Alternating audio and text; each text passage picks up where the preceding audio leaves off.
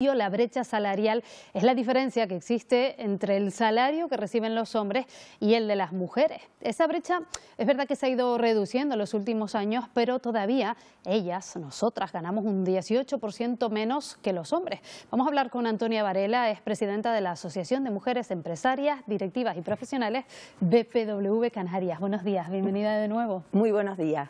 Bueno, esa brecha salarial, hay que decir que en Canarias es un poquito menor que en el resto del Estado, en la media del Estado.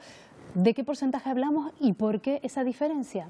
Pues bien, como bien has dicho, esa brecha salarial se debe a la diferencia de ingresos brutos por hora entre hombres y mujeres, que se calcula con el salario sin deducir el impuesto sobre la renta ni tampoco las prestaciones por seguridad social.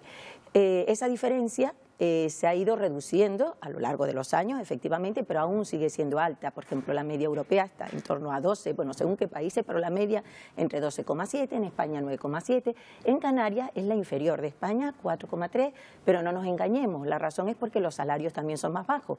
El salario bruto de una mujer en Canarias es 21.000 euros, mientras que en torno a 23.000 para los hombres, con lo cual hay una diferencia de 2.400 euros entre hombres y mujeres.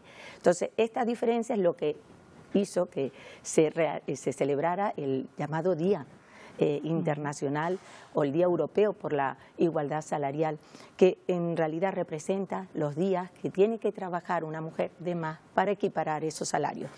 Eso significaba en el año 2010 53 días, que nos colocaba en un 22 de febrero, que seguimos celebrando ese día, si bien afortunadamente esa fecha se ha ido acortando, pero todavía nos movemos entre final de enero y principio de febrero. O sea, que realmente sigue habiendo, la mujer en Canarias nos tendrían que subir el salario más de un 11% para que se equilibre.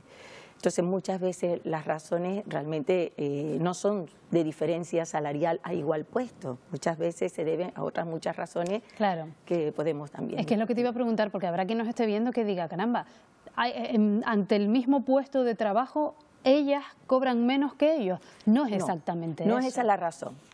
Podría darse en algunos casos, en algunas empresas, lamentablemente, pero sería ilegal, porque por ley es denunciable. Sin embargo, hay otros matices. Por ejemplo, la infrarrepresentación de mujeres en puestos de dirección.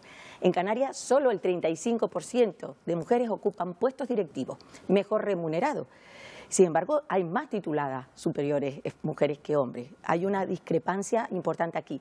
Otra, la representación de mujeres en carreras que llamamos STEM, es decir, de ciencia, tecnología, ingeniería y matemáticas. Estas profesiones, que según comenta Naciones Unidas, en 2050 ocuparán el 75% de las profesiones, mientras que el 50% de mujeres del mundo no tienen acceso a Internet. La brecha se va a agudizar.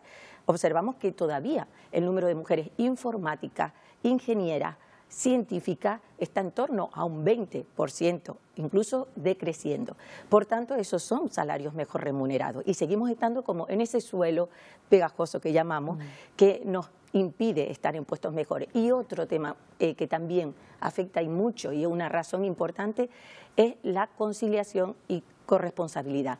El hecho de que aún el 85% de las personas que concilian tienen nombre de mujer, las que cuidan a los niños y a los mayores. Eso significa que mayoritariamente en un 40% son las mujeres que ocupan puestos parciales. Claro, hablamos de excedencias, de reducciones de jornada para cuidar de familiares que hacen que evidentemente se perciba menos salario a final de mes, a final de año, ¿no? Esa es la razón, ¿no? Entonces, aparte de posibles complementos, etcétera. Entonces, mientras sigamos en esta posición a nivel global, nunca vamos a tener una igualdad plena. Y es por eso que creemos que es necesario visibilizar el talento femenino, que es lo que hacemos también desde la Asociación de Mujeres Empresarias, Directivas y Profesionales de Canarias. Somos más de 200 mujeres, pero somos miles de mujeres en Canarias con mucho talento, con mucha formación. Muchas veces la mujer sacrifica su ascenso profesional, su carrera por este mismo cuidado.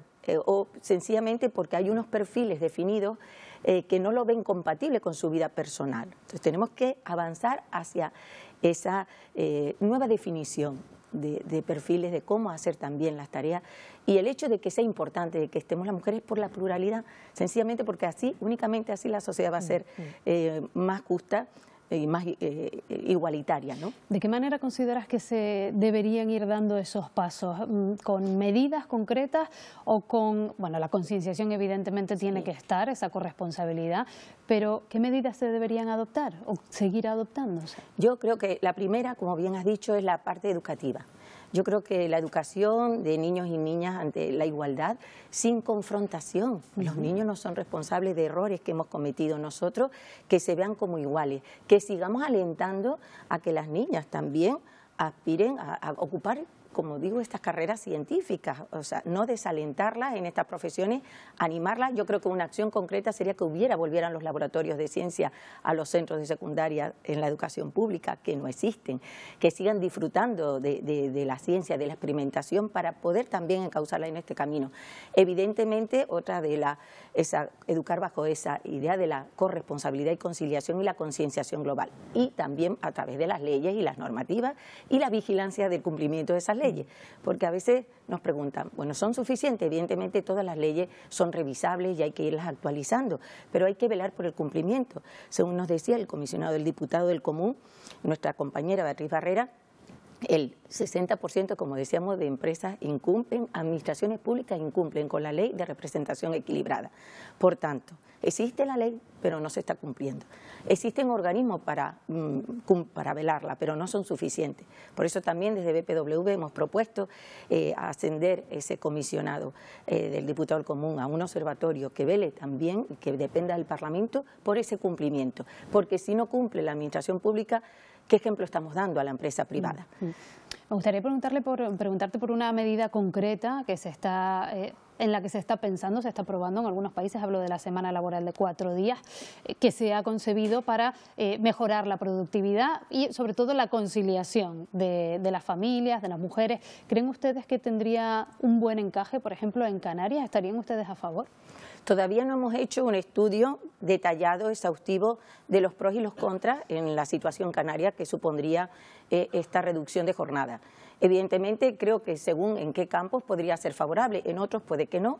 Entonces, yo creo que ahora en este momento no tengo juicio para decirlo. Sí que parece que ha funcionado en otros muchos países, porque eso favorece esa conciliación, ¿no? E incluso aumenta la productividad en muchas ocasiones, algo que pensamos que puede ir en contra, ¿no? El mermar, pues, la cantidad no siempre es calidad.